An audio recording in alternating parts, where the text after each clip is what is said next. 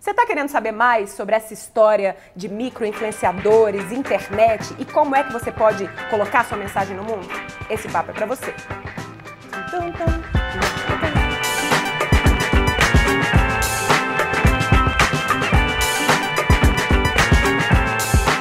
Oi, tudo bom? Eu sou Rafa Capai e esse é o meu, o seu, o nosso Vamos que Vamos Convida, essa série onde eu converso com gente foda que me inspira sobre assuntos que nos interessam. Na verdade, só muita desculpa esfarrapada para trocar papo com gente muito legal, com você aí do lado também comentando. Beleza? E hoje, Patrícia Brasil. Adorei o convite. Obrigada eu por ter vindo. É um prazer estar aqui. Que massa, eu já acompanhava seu trabalho e a gente teve... Eu assisti sua palestra no Fire, né?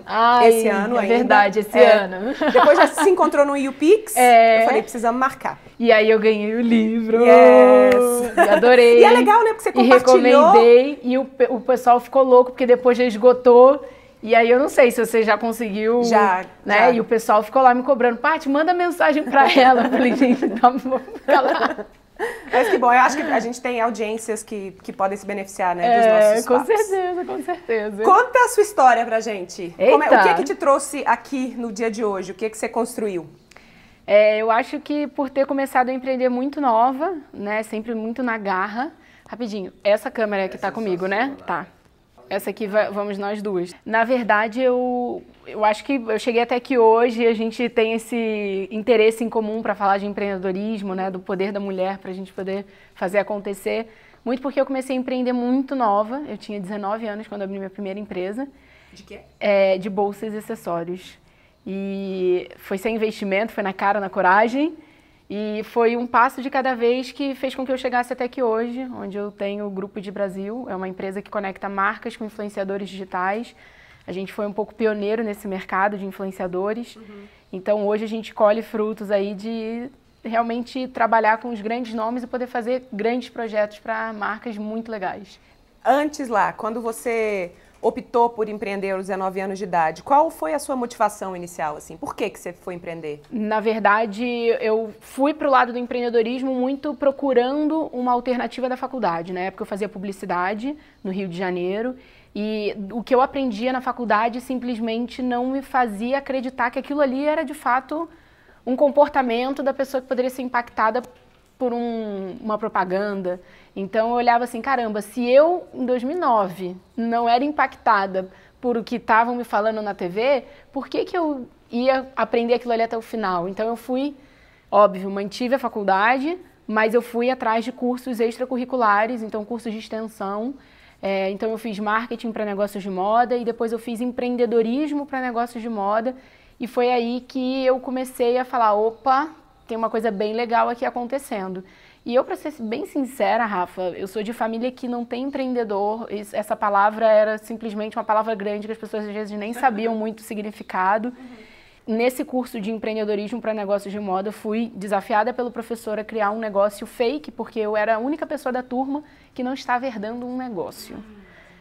Todo mundo que estava comigo estava assumindo o negócio da família e na apresentação final, para você poder se formar, você precisava mostrar os módulos do curso. Um plano de negócios?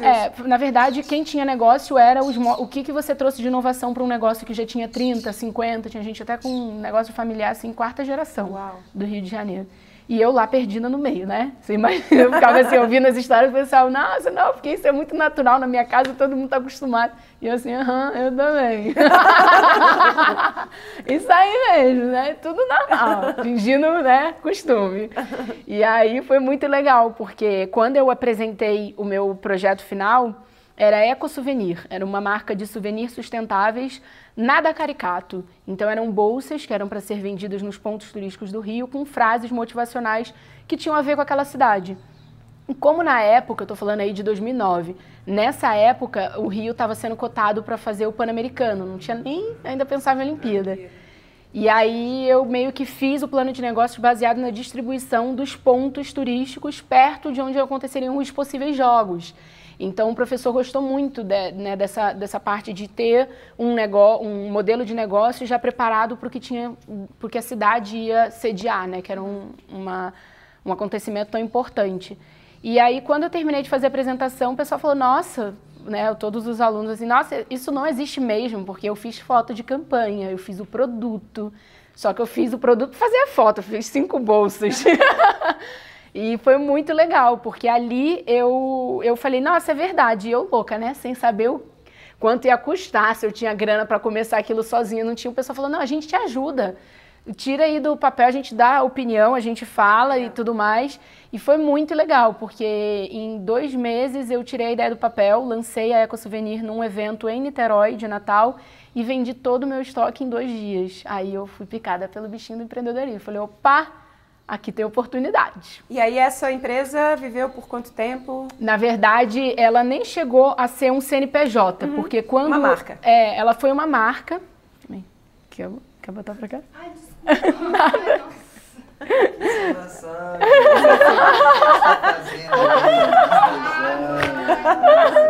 Não, eu tô vendo tipo uma gata assim, ó, andando assim no chão. Imagina. Na verdade, a Eco Souvenir nem chegou a ser um CNPJ, ou seja, eu não considero ela uma empresa, eu considero uma marca. Uma marca. Porque foi com esse projeto que eu consegui ser aprovada numa incubadora do Sebrae no Rio de Janeiro, que foi minha grande escola empreendedora, assim. Rafa, você imagina, eu não vim de família empreendedora e do nada eu começar um negócio e aí, como é que eu vou aprender a gerir isso, né? Como é que eu vou aprender a fazer? E foi muito legal, porque quando eu apliquei para esse projeto do Sebrae, eu lembro que todo mundo já era pelo menos meio, né, que estava ali competindo comigo. E eu falei, nossa, não, meu Deus, não vou passar, né? Não vou passar, imagina, tem gente aqui, tinha gente com ateliê em Ipanema, competindo comigo, e eu lá, opa, querida, na cara e na coragem. E foi muito legal quando veio a confirmação de que eu tinha sido aprovada para estar nessa turma, que durou 2 anos.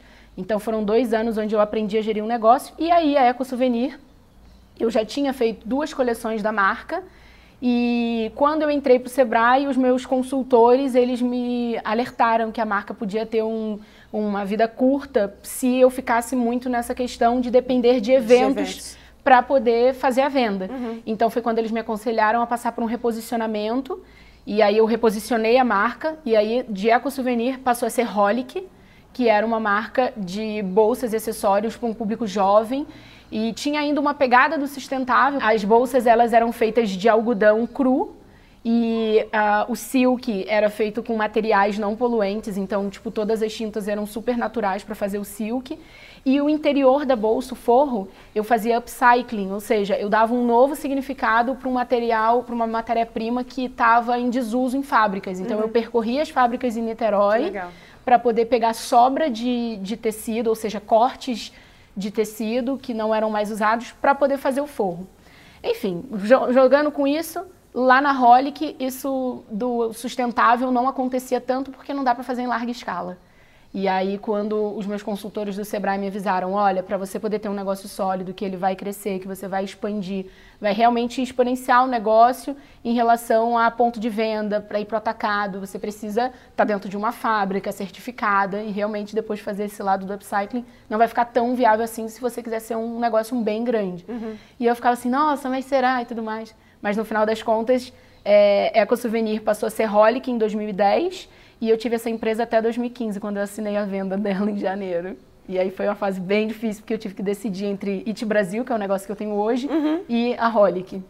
E o que te fez decidir o caminho que você está hoje? Olha, principalmente por eu gostar muito de trabalhar com projetos. Eu sou uma pessoa que eu gosto de trabalhar no hoje, pensando no futuro, no longo prazo, mas se eu souber todos os passos daqui até lá já, isso me deixa entediadérrima.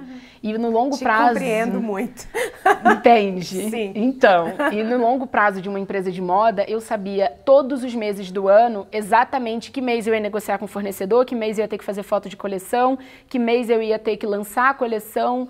Então, era tipo assim, se eu tivesse esse negócio por 30 anos, os 30 anos seriam praticamente iguais, a não ser que o mercado de moda mudasse o calendário para eu poder ter que me adaptar àquilo ali. Do contrário, ia ser uma coisa muito suave na nave, para minha cabeça. Então... E quando é que veio a ideia da IT Brasil? Foi quando eu, já na Holic, mandava press kits para as blogueiras, porque em 2011 quem reinava na internet eram as blogueiras de moda. Não tinha essa história de ter youtubers famosos. Instagram. Não tinha nem tinha Instagram daí. Opa, estamos lá na época do Facebook. E aí foi muito legal, porque quando eu vi o poder dessas meninas, o quanto de tráfego que elas levavam para o meu e-commerce, eu falei, isso aqui é muito quente. Isso vende. Isso vende. E quando eu estava no meu segundo ano de incubadora do Sebrae, né, do Projeto Social Carioca, que é o nome da incubadora, eles me aconselharam a trabalhar dentro de uma empresa de moda grande, para eu poder saber como era um negócio grande, um dia a dia, realmente uma outra pegada. E foi muito interessante, porque realmente com essa dica eu fui trabalhar num grande grupo de moda do Rio de Janeiro, fiquei na área de marketing, mas por ser uma empresa familiar, eu pude passear por praticamente todas as áreas. Então, assim, foi muito rico, eu fiquei quase 2 anos nessa jornada dupla entre Holic e trabalho lá. E foi muito legal, porque ali eu pude deixar, acho que, o meu melhor legado para essa empresa, que foi o primeiro projeto digital da marca. E é um projeto que tem um contrato vigente até hoje, né? Eu contratei blogueiras naquela época para uma das marcas, que foi um sucesso tão grande que se mantém até hoje. Então eu encontro com essas meninas e elas me falam, Paty, ainda estamos juntos. E sendo bom para os dois, para a empresa e para o público, né? E para o público. E aí, até hoje, na IT Brasil, eu já tive a oportunidade de trabalhar com essa influenciadora contratando para um outro cliente. E ela me fala, né, caramba, eu lembro quando você me mandou meu primeiro press kit que eu recebi em Semana de Moda do Rio.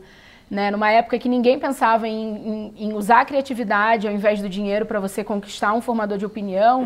Eram minhas armas, eu não, né? Você está começando ali na raça e na coragem, você não vai ter. Eu não tinha assessoria de imprensa, né? Não tinha uma série de coisas para estar ali. O Sebrae me dava o espaço, por exemplo, no Fashion Rio, e você tinha que ousar, né? Então, eu por exemplo, na época da Holic, eu fazia a Holic TV no YouTube.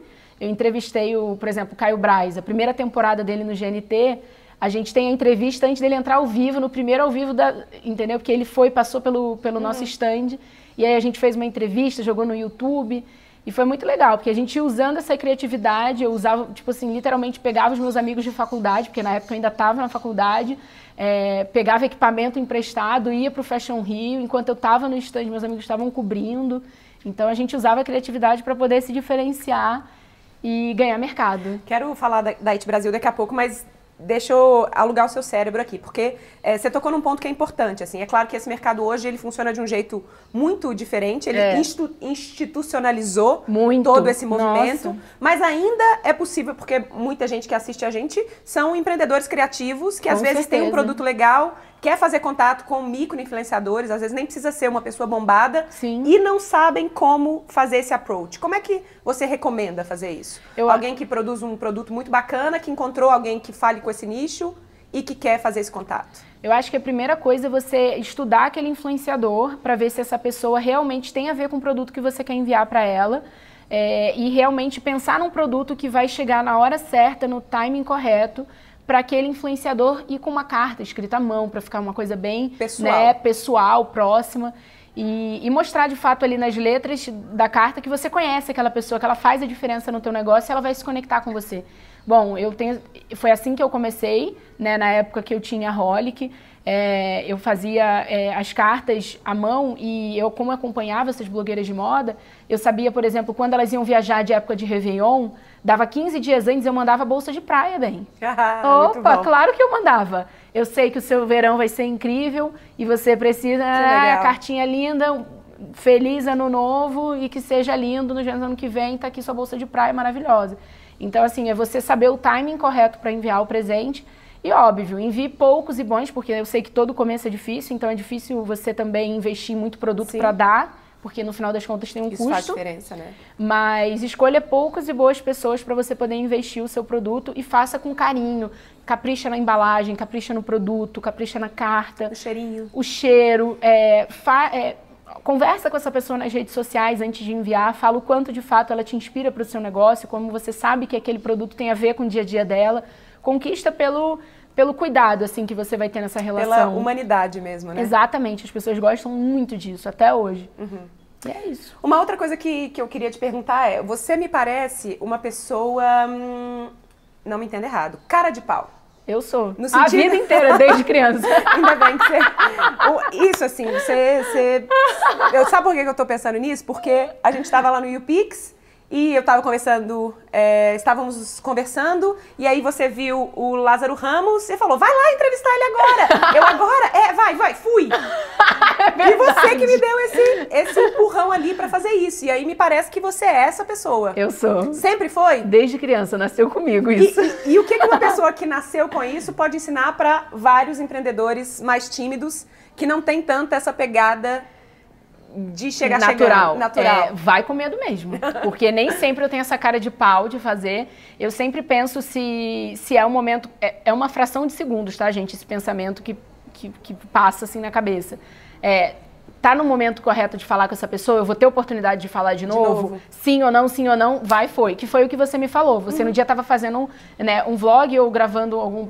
Era vlog, não era o que você estava fazendo? Lá naquele dia, no YouPix? No YouPix, ou sim, era... Sim, então, era um vlog. E aí eu falei, nossa, imagina que legal você poder ter no seu vlog o Lázaro. Sim. E aí é uma coisa que, tipo, quando que o Lázaro vai passar na tua frente de novo, sabe? Sim. E é uma coisa que... E eu tinha assistido a palestra dele, eu tinha o que falar, Você tinha que falar com ele, Sim. você tinha o conhecimento para pescar ele ali. Opa, tudo bom? Como é que foi? Eu vi tal coisa e usar as palavras-chave que vão prender a atenção dele, que é alguma coisa que ele tenha falado na palestra. Sim. Então, assim, no final das contas, realmente você tem que ser rápido. Por mais que o medo te impeça no primeiro momento, a sua força de vontade tem que ser maior ainda e você dá o primeiro passo. Depois é mais fácil, a segunda vez é mais fácil descer, mas nunca o frio da barriga vai passar.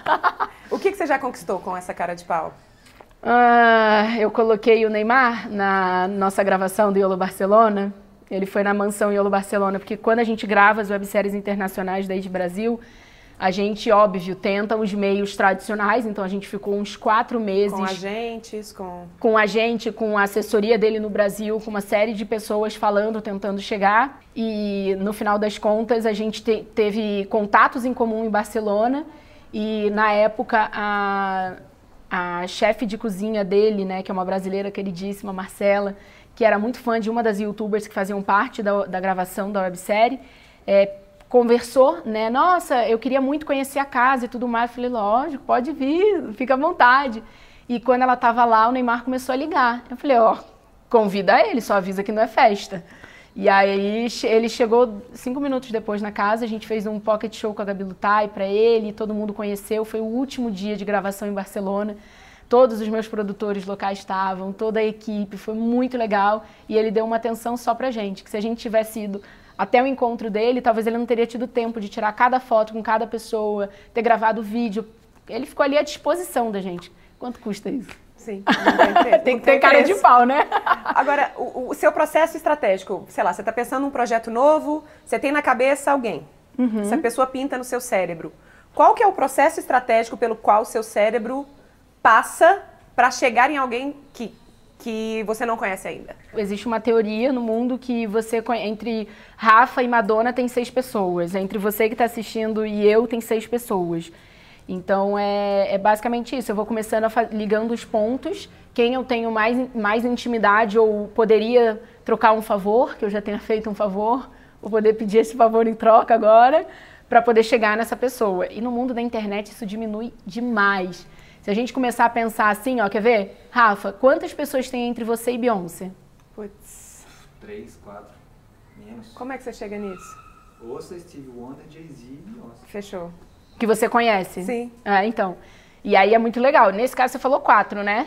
Mas pode ser menos. Pode ser 3. Tem eu e tem o Double X de Miami e Beyoncé, 3. Que demais. Então é uma coisa muito louca, porque quem você pensar de mais inatingível no mundo, vão ter 6 pessoas te ligando. Isso é uma teoria, né, que existe. É uma teoria de rede, né? Fala muito de rede. E com a internet isso diminui demais. E ficou tangibilizado, né? Exatamente. Sim. Então, assim, não tem hoje quem você queira conhecer ou apresentar um projeto ou fazer um negócio que, se de fato for interessante para as duas partes, claro que pode acontecer, só procurar. Qual que foi o seu ponto de virada, assim? Você teve um ponto de virada? Tive. Na It Brasil, que é o meu negócio atual, foi ter lançado o Iolo. Foi ali que... Iolo é You Only Live Once, você só vive uma vez. Qual foi o primeiro? Iolo Vegas, 2015. Não, o primeiro que eu assisti foi Marrakech. Isso foi do ano passado. Na verdade, o Iolo é uma websérie assim, que é um formato que ninguém estava fazendo na época que a gente lançou. que é literalmente escolher um destino que é desejo naquele ano, preparar um roteiro que o brasileiro não é familiarizado, levar 4 youtubers que estão... Aqui é quem faz, sabe fazer ao vivo. Exatamente. Levar 4 youtubers que estão em ascensão no momento e gravar uma websérie com conteúdo totalmente novo, que a pessoa que está assistindo se sente lá tanto quanto a menina que está participando. E óbvio que toda essa ação é patrocinada. Então, quando a gente lançou o YOLO Vegas, realmente foi assim um meu ponto de virada. Eu literalmente falo que o day one do meu negócio foi quando eu cheguei em Vegas e vi lá toda a nosso, que a gente chama o QG do YOLO, que são todas as marcas patrocinadoras no mesmo espaço, e é um closet dos sonhos, vai. Todas as youtubers que vão pra lá, tem a roupa, tem o sapato, todo patrocinado, e elas, tudo ali é delas. E elas chegam lá e dão de cara com isso. Então, quando eu olhei o primeiro montado, eu falei, caramba, isso aqui é um ponto de virada pro meu negócio. Tanto foi que quando eu cheguei no Brasil, grandes empresas já estavam em contato com o meu escritório, eu nem tinha voltado para o Brasil ainda. Então, L'Oréal já tinha ligado no escritório, Samsung já tinha procurado a gente. Falei, cara, como assim? Eu abri a empresa tem nenhum ano. E antes disso, a gente deu esse gap ali, né? Que eu falei que eu ia voltar. Acabou a Holic, e aí você tá com uma ideia na cabeça, como é que eu transformo essa ideia em negócio? Na verdade, eu sempre sou da galera que procuro uma demanda para poder atender essa demanda. Então, quando eu estava ainda nessa grande marca, trabalhando em paralelo com a Holic, eu comecei a perceber que esse mercado estava aquecendo muito rápido.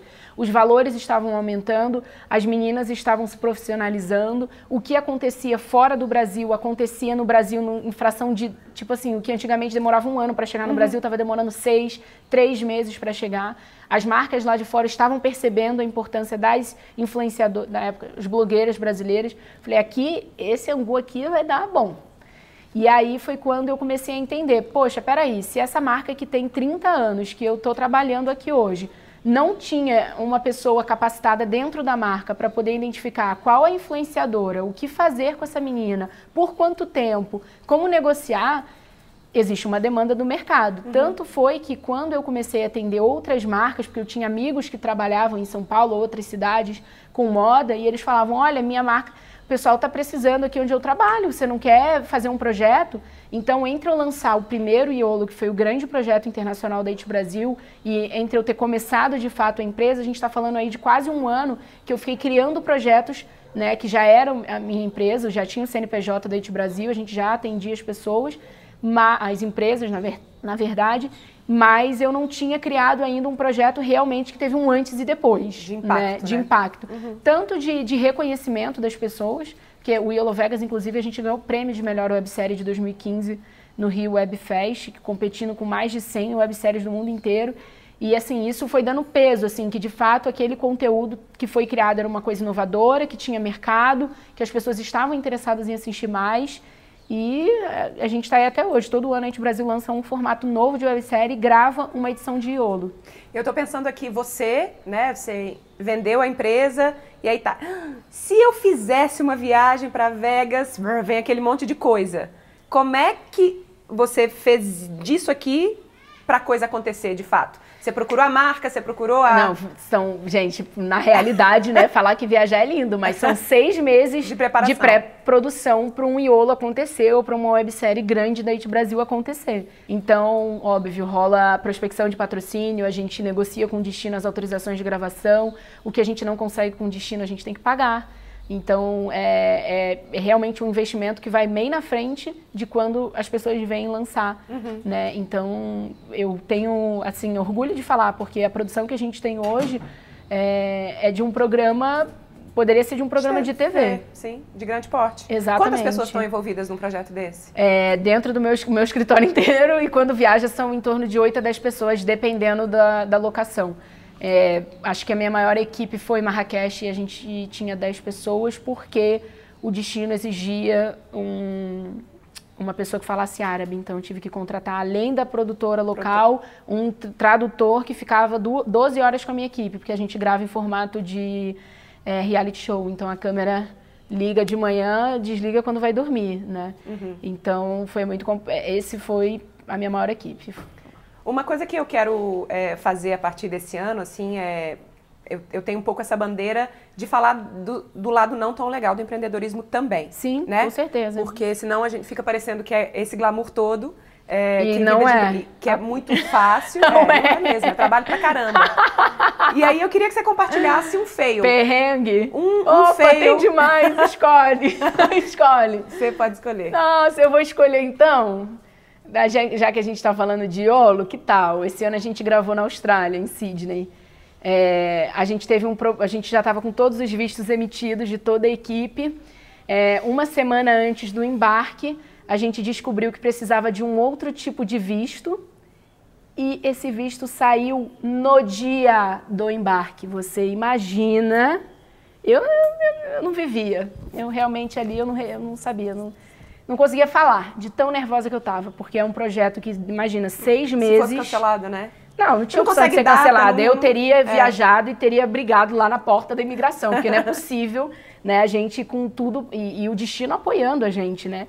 Então foi realmente ali uma falha de comunicação entre as partes, porque, né, de fato tinham visto para entrar no país e precisava, sei lá, de não sei agora, um termo específico que foi avisado para a gente quando a gente mandou todos os documentos e falou, não, aqui está errado. Eu falei, aqui está errado, porque não falou isso antes.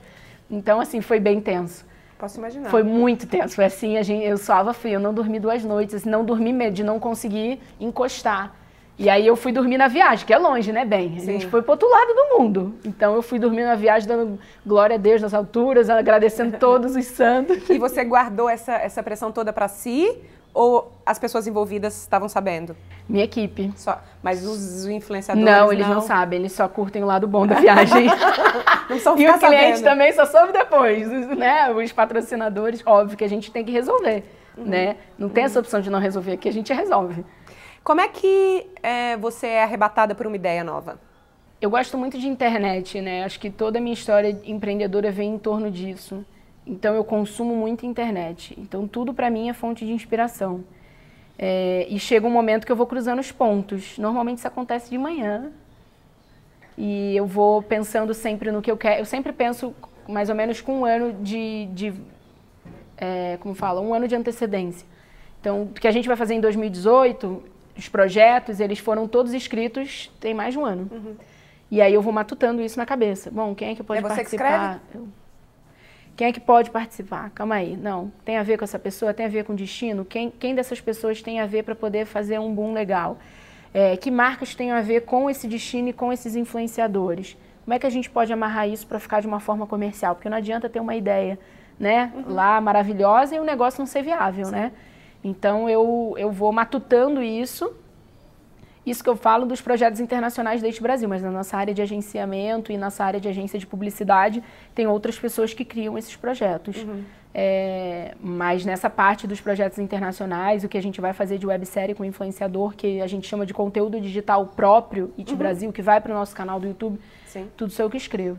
Então é uma loucura, porque, por exemplo, se eu te falar agora, eu tenho um projeto para 2020 até, entendeu? Escrito, que a gente vai chegar no momento de lançar lá em 2020. Uhum. Mas eu não tenho uma linha assim, tipo, hoje eu vou escrever. Como se minha cabeça fosse juntando os pontos e chega um momento que eu tenho que descarregar esse HD que lotou, assim. E aí eu escrevo. Qual você no papel. Acha? No papel, à mão? Igual você, ó. No papel. Nossa. Para eu poder botar no computador o projeto, ele já tem que estar rabiscado muitas vezes. Ele já tem que estar na minha porta de trás do home office e eu ter olhado para ele uns 3 meses. É tenso. É bem analógico.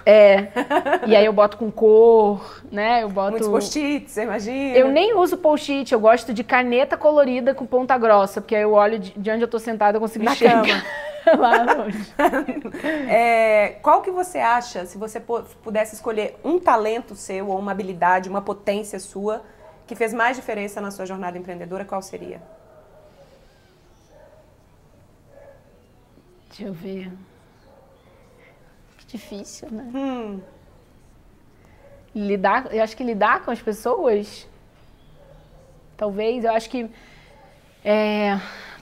eu vou tentar explicar essa habilidade de lidar com as pessoas da seguinte forma. Poder de persuasão. Poder de persuasão? Acho que é o que é mais forte, não. Vendo de fora, Tá vendo? posso falar isso? Então tá, né? Então vamos mudar.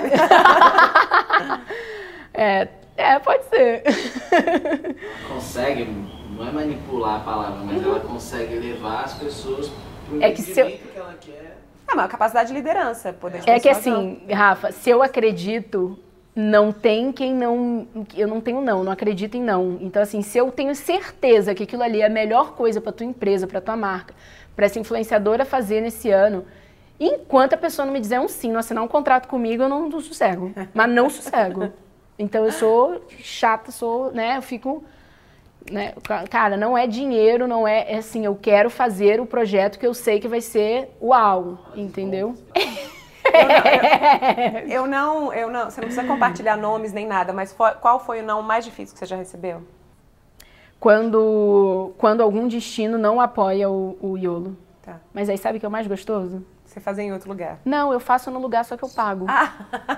Querido, pagando a gente faz, não é? Não, já que você não quer apoiar, a gente faz. Mas aí paga Pago tudo que ele poderia ter me dado, porque eu tô divulgando aquele destino e eu sei que vai reverberar em turismo.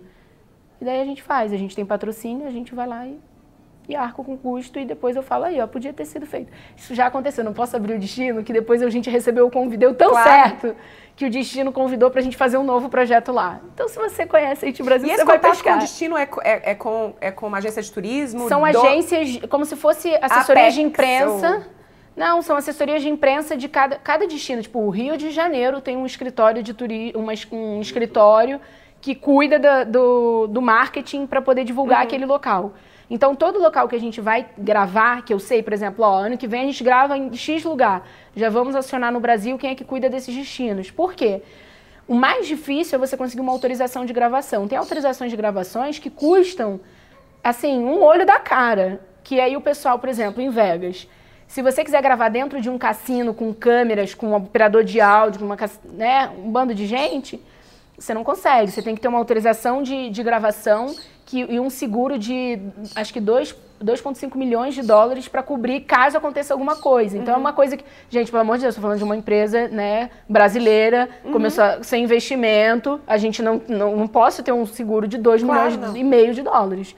Então eu preciso da ajuda. Fica inviável. É lógico, inviabiliza. Então ou eu troco o destino, ou eu vou lá, ó, olá, tudo bem? Aqui a gente tem um projeto, vai impactar X milhões de pessoas, vai ser muito bom para o seu turismo. Aí você fala direto com o destino. Tá, entendi. Com o escritório que cuida deles no Brasil. No caso dele falar não. Aí eu convenço ele a pelo menos me dar autorização. Se falar não, eu convenço, tipo, já... Isso já aconteceu, de eu receber um não e aí a pessoa falar, tá bom, toma aqui, ó, é isso que você vai poder gravar. Tá bom, eu vou gravar nesses lugares, então.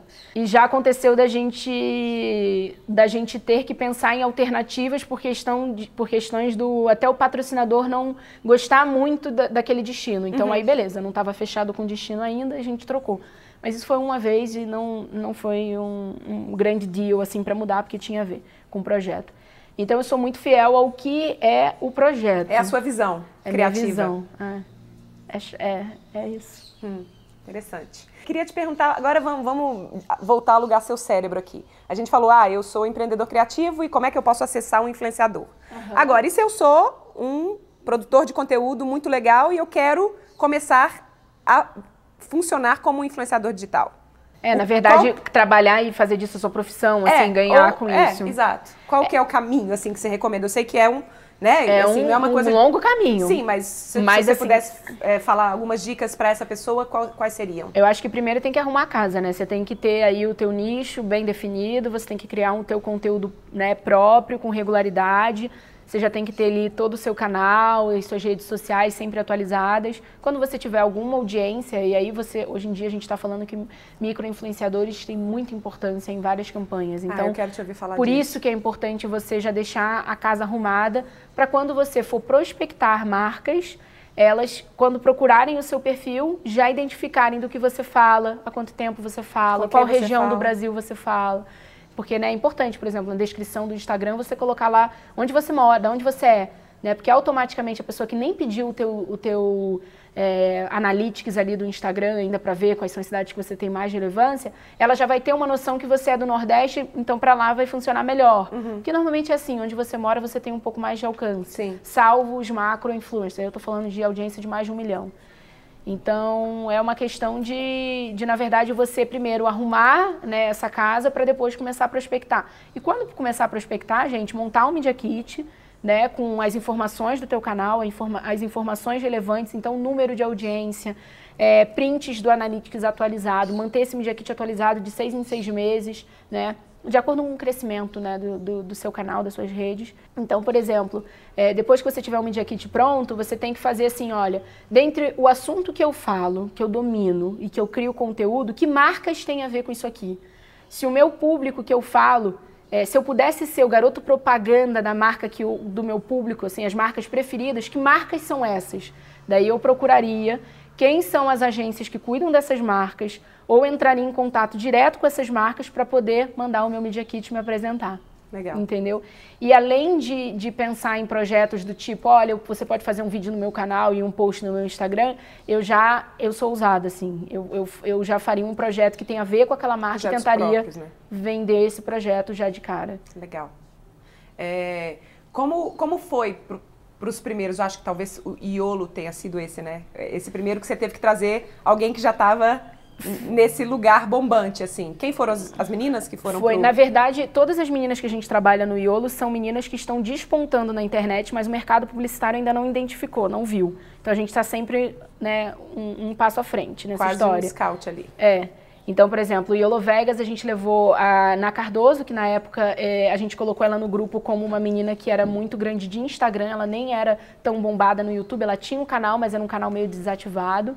A Tassiele Alcoleia, a Madu Magalhães e a Kéfera. Foi a primeira viagem internacional da Kéfera, foi o primeiro look do dia da Kéfera, a primeira postagem de moda, de beleza, e depois que ela chegou no Brasil, foi uma coisa muito legal, porque até a mãe dela, a empresária dela, ficavam falando, nossa, como foi importante ela se ver naquele papel, porque depois disso degringolou em vários licenciamentos de moda, de beleza, de vários formatos de negócios que até então ela não se enxergava fazendo. Então, quando a gente fala que o Iolo mostra as meninas que estão despontando para o próximo ano, é bem isso, né? A gente acompanha o crescimento de várias delas. A própria Tainara OG, que foi para o Iolo Marrakech, eu falo, você viu no Fire a palestra? A sua palestra, sim. Então apareceu no telão a Tainara falando justamente o que aconteceu na vida dela depois do Iolo. Então é bem isso, as meninas, a gente quando pega, a gente sabe que tem uma audiência, que tem um engajamento muito forte acontecendo, mas o mercado ainda não reconhece essas meninas como potências, né, de influência das pessoas. Então a gente vai lá, bota numa websérie, que é como se fosse uma grande vitrine para o mercado, e faz acontecer. E aí realmente é muito legal, porque quando a influenciadora volta de um Iolo, ela já volta com proposta de contrato anual, com marca de beleza, com campanha. É bem louco, assim. Quando a gente fala que é uma vitrine para o mercado, é porque né? A gente já sabe do resultado de várias meninas que voltaram de Iolo e o que elas fecharam. O que é essa história do micro-influenciador? Explica. Na verdade, existem umas nomenclaturas que micro-influenciador são pessoas com audiência até 100 mil seguidores. E macro-influenciador é a partir de 1 milhão. E tudo que é entre 100k e 1M é um médio influencer. Então, assim, é muito legal porque o que acontece com as redes sociais? Quando ela começa, ela entrega o seu conteúdo para toda a audiência de forma natural e grátis, né? Quando a rede social já tem um tempo de mercado, ela começa a querer cobrar para você aparecer para a tua própria audiência. Sim. Então, o que acontece com os influenciadores que têm muitos milhões de seguidores? Eles alcançam muitas pessoas, com certeza, mas o engajamento, a taxa de pessoas que eles alcançam é cada vez menor, porque a própria plataforma quer que eles paguem para aparecer para aquelas pessoas. E aí vem os micro-influenciadores, que ainda não têm os 100k, e a plataforma quer que eles cresçam para daqui a pouco pagarem. Então, eles entregam muito mais, ou seja, o engajamento do micro-influenciador é, às vezes, muito maior do que um próprio influenciador de milhões de seguidores. E aí, óbvio que várias vezes a gente já trabalhou, sim, na parte de agenciamento, na parte de agência de publicidade da IT Brasil, em campanhas que a gente mesclou micro-influenciadores com macro-influenciadores, e é sucesso. Legal. Porque aí o micro-influenciador, ele chega aonde a audiência do macro fica muito, tipo, distante. Tipo, aquela pessoa indicou, mas é que ele é tão grande, eu acho que isso foi só uma publicidade. E aí, no caso do micro, nossa, essa garota que tá falando é minha vizinha. Ela é, tipo, mas é aquela coisa pessoal. Próxima. Eu acredito porque funcionou para aquela pessoa, vai funcionar para mim. Que interessante. Para onde você acha que a gente está caminhando, assim? As coisas estão mudando muito rápido. Muito. Né? Então, esse papo que a gente está tendo agora, há 5 anos atrás, não faria sentido. Nossa, esses nomes todos que a gente falou aqui, meu Deus do céu. Para onde é que a gente está existia. caminhando? Você já falou que você é essa pessoa que vislumbra futuro, né? Você olha para frente, assim. O que você enxerga? Eu acho que tem cada vez mais verdade na parte de criação de conteúdo na internet. As pessoas, elas não... É óbvio que a história de acompanhar lá o Big Brother da vida das pessoas é muito legal, mas essas pessoas que falam de tudo o tempo todo, elas vão perder cada vez mais voz e vai ter a pessoa que fala cada vez mais nichado ganhando essa audiência. Então, por isso que eu falo que é tão importante você encontrar o que você gosta, especializar naquilo para você falar com autoridade, para você poder, de fato, criar uma audiência que goste daquilo ali que você está falando e você seja uma referência naquilo.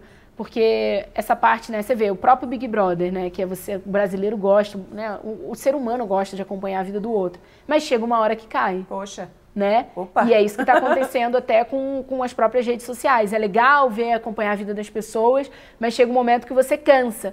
E aí onde que você volta a acompanhar? Aquilo que realmente te agrega. Então é um conteúdo relevante, é um aprendizado que você tira, é uma coisa que você realmente tem, no final do dia, somou alguma coisa dentro de você. Mais autêntico. Mais autêntico. Então eu acho que a gente está caminhando cada vez mais para o poder das pessoas que estão bem nichadas no seu conteúdo. Você acha que a próxima grande rede social já existe? Você está postando em alguma coisa? Olha, eu acho que tem algumas redes sociais que são usadas principalmente pelos jovens. Então, quando eu digo jovens, são os adolescentes, pré-adolescentes, porque eles têm mais tempo para ficar com o celular na mão, mais tempo para ficar no computador. Tem o Musical.ly, eu acho que ainda vai ter o grande boom do Musical.ly no Brasil, assim, apesar dele já ser uma rede social usada muito pelos pré-adolescentes e os adolescentes, eu acho que pode ser que tenha algum momento que os influenciadores que impactam pessoas mais velhas vão passar a usar para poder tentar aí uma nova ferramenta. Mas eu acho que ia ficar ligado o tempo inteiro, porque essas coisas mudam muito rápido, né? Então é entender para onde a tua audiência, qual é a rede social que faz sentido para a tua audiência. Eu vejo que tem muitas pessoas que têm muitos seguidores e muitas pessoas que acompanham, por exemplo, no LinkedIn, e que a pessoa tem, sei lá, menos de 10 mil seguidores no Instagram, mas no LinkedIn ela é um fenômeno. Então eu acho que é, de fato, procurar a rede social que faz sentido para a tua audiência, faz sentido para o que você fala, e eu caminharia para esse lado, ficaria bem atento para o que faz sentido para o teu conteúdo e para a tua audiência. Onde ele tá, né? Exatamente. Eu tô te acompanhando seu canal no YouTube, e aí tenho visto esse seu lado agora, que é de falar mais sobre empreendedorismo, né? Sim. Sair de trás foi difícil. da tela, sair de trás da tela e de trás das câmeras e começar a também assumir esse espaço de compartilhamento e falar desse tema, assim. Exato. O que foi essa sua... De onde veio esse desejo? Na verdade, eu não posso, eu já falei isso até no meu canal, eu devo muito, assim, agradecer as pessoas que estão o tempo inteiro ao meu redor, porque eu sempre recebi muito incentivo de ir para um lado de YouTube para frente das câmeras para compartilhar o que eu sabia. Quando eu fui dar uma palestra na Flórida, em 2016, eu fui para falar, né, dos cases da IT Brasil que a gente estava fazendo de novidade nesse mercado de influencer marketing e essas coisas. E aí foi muito legal porque eles me pediram para levar um case real do YouTube e na época eu levei a Alice Salazar para poder dar uma palestra e também, né, as pessoas fazerem perguntas para ela sobre como era ser uma influenciadora de sucesso no Brasil e todos os modelos de negócio que ela realmente tinha. E a Alice é um sucesso porque, nossa, amo de paixão, ela inova muito e tem produtos hoje próprios, tem a marca dela e uma série de coisas. E é bem relevante. Então, quando eu levei a Alice, foi muito legal, porque eu falei, bom, eu vou levar a Alice, ela é a famosa, ela que vai, né, tirar a dúvida do pessoal. Só que quando quando acabou o ciclo de palestras, a pessoa que foi mais bombardeada com perguntas fui eu. E aí a Alice virou e falou assim, ela me chama de negra. Ô negra, você não vai morrer com esse conhecimento, vai criar um canal no YouTube. Aí eu falei, Alice, que horas eu vou gravar, Alice? E realmente, até hoje, minha maior dificuldade é tempo para parar e gravar. A vida conciliar essa vida. Empresária É muito difícil. E aí foi muito louco, porque a Alice virou pra mim e falou assim, ó, eu vou começar a gravar o vlog com você. E eu vou falar que você vai lançar um canal. E eu achei que fosse zoeira dela, eu não levei ela a sério. E eu lá, e ela fazendo o vlog da viagem, olha, ela vai lançar o canal, eu vou botar o link na descrição. E eu assim, bom, não vai, não. Ela vai cortar essa parte, tá só fazendo pra, né, tipo, ser... Provocar. E aí, quando eu saí da Flórida, quando eu voltei pro Brasil, eu troquei a mala e na noite, né, que eu cheguei de manhã, troquei a mala, voltei pro aeroporto porque era o embarque pra Marrakech. Tô em Marrakech, na gravação, meu WhatsApp pula, Alice Salazar, negra, me manda o link do canal. Essa hora eu nem lembrava que eu tinha falado as coisas no vlog dela, né, eu falei, já tava em outra. Então, Alice, que canal? O teu. Aí eu gelei. Falei, Alice, você não me tá lançando esse vídeo. Vou lançar hoje, inclusive, bom você me mandar, porque vai ficar feio pra você, né? Aí eu, tá bom. Liguei, mandei uma mensagem no grupo. Gente, pelo amor de Deus, cria um canal, o designer bota uma foto de capa, dizendo que em breve lança. E foi assim que oficialmente eu lancei o canal. Obrigada. Mas assim, foi muito legal. Eu falo isso hoje, porque é uma amiga muito querida. Porque é muito fácil você estar do lado da pessoa que realmente compartilha coisas boas e você querer guardar só pra você. A Alice não, ela falou, você precisa falar isso pro mundo. Esse pessoal que tá aqui, essas sei lá quantas pessoas tinham, 100, 200 pessoas, isso aqui é pouco para você poder guardar esse conhecimento para você. Então foi ali que começou. E logo depois ela já começou a falar, não, você vai começar a gravar isso logo. Então ela e o Mike, o marido dela, me mostraram essa parte, tipo, ó, esse equipamento para você poder começar, assim, assado, grava desse jeito. E foi muito legal, porque eu comecei realmente criando conteúdo para falar de negócio. Isso aí é uma coisa muito clara que eu tinha. Eu vou começar um canal no YouTube para falar do quê?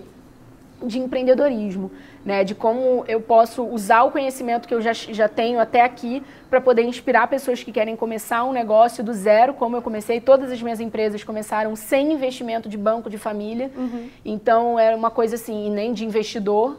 Então era uma coisa que eu realmente tinha que compartilhar e hoje em dia eu aprendo muito mais do que eu compartilho. E é maravilhoso essa história do YouTube. Então eu comecei assim. O que tá berrando lá, gente? Aqui é maravilhoso. Que gato reclamou, gente. É a fauna. Então foi maravilhoso essa parte, assim. Massa. Eu só tenho a agradecer a Alice Salazar. Beijo, cara, Mike. Todo mundo tem alguma coisa para compartilhar? Tem, né? Tem, como tem, assim. Sim. E às vezes o que é tão básico pra mim, ou uma coisa que pra mim é tão natural. Tão óbvio, você fala. Quando eu compartilho, as pessoas falam, nossa, isso fez a maior diferença no meu negócio. Sim. Então, por exemplo, quando eu viajei pra Nova York em 2017 para poder acompanhar um evento, e depois eu falei com o Tomás, eu falei, vamos gravar aqui as novidades de negócios. O que tem de gente que se inspirou para poder atualizar o próprio negócio a partir das dicas que eu dei lá, que em 3 minutos de vídeo a gente gravou. Assim, é muito legal, assim, saber que de alguma forma a gente está deixando um legado aí de conhecimento e fazendo essa roda girar, né? Vou fazer uma pergunta em benefício próprio. Tá bom. Ai, meu Deus. Uma pessoa que eu não... Uma prima minha... Uma amiga pediu pra perguntar. Uma amiga minha pediu um conselho.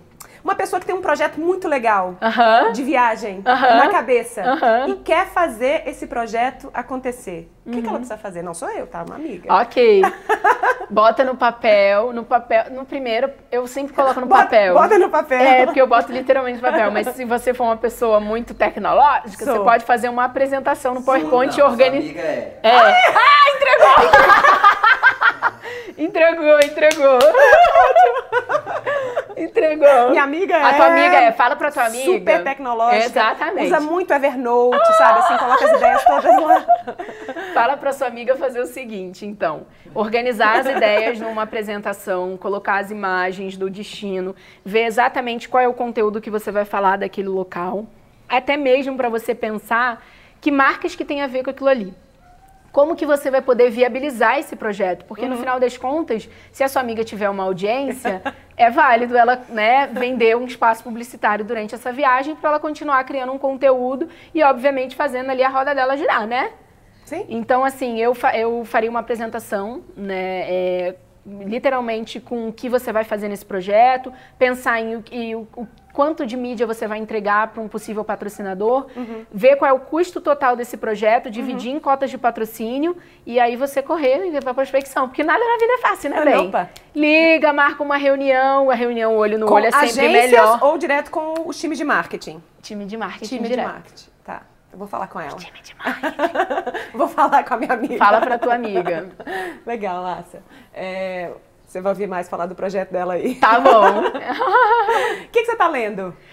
Olha, eu li teu livro e depois do seu livro eu li o livro da Candice Pascoal, que é a fundadora da Quicante, né? Seu Sonho Tem Futuro. Ah, eu ganhei também. Ela É me muito, mandou. assim, eu achei muito bom porque eu acho que para quem quer começar a empreender e para a pessoa às vezes é muito distante essa história de viver, né, fazer a tua vida com o teu próprio negócio, o teu próprio dinheiro, eu acho que é bem legal. Então, assim, foi um livro que eu li uma vez e tô terminando de reler agora. E qual é o seu internet crush do momento? Quem que você tá consumindo porque você tá apaixonado e aquilo que aquela pessoa faz te toca muito? Gary Vee. Você conhece? Falamos dele aqui, né? Inclusive. Gary Vee, meu filho, tentei esbarrar com você em Nova York, mas a gente ainda não se achou, né? Uma hora vai rolar. Depois você conhecer, me apresenta. Exatamente, aí a gente fica o grau de separação menor. Agora pra mim tá fácil. Eu vou conhecer qualquer pessoa do mundo com um grau de separação, porque eu já te conheço. Não, calma aí, não chegamos ainda nesse nível não, dá um tempinho. Agora é a hora em que eu te peço pra indicar uma pessoa que você gostaria de ver aqui num próximo programa. Quem que você gostaria de me ver conversando com? Eu queria ver a Kátia Damasceno. Eu acho que a Kátia é uma pessoa que tem muito a compartilhar. Toda vez que eu tô perto dela, eu aprendo demais. E uma pessoa de um astral tão bom. Sabe aquela pessoa que você quer estar perto sempre? Kátia Damasceno, eu escolhi pra estar aqui. Agora é a hora em que você fala do seu trabalho, faz o seu jabá, do seu canal, convida a galera.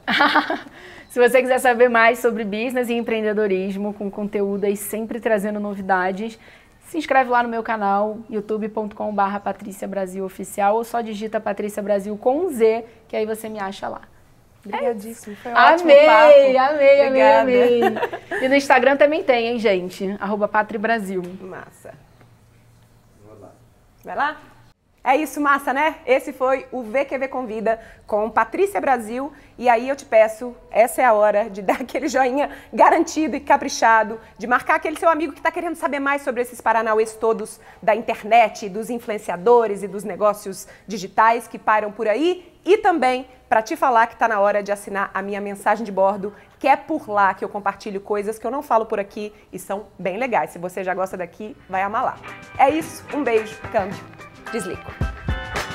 Quer decolar sua ideia e transformar paixão e talento em negócio? Então fica de olho porque a nova turma do programa online Decola Lab começa em breve. Para ser avisado em primeira mão, acesse www.decolalab.com.br. Te vejo lá!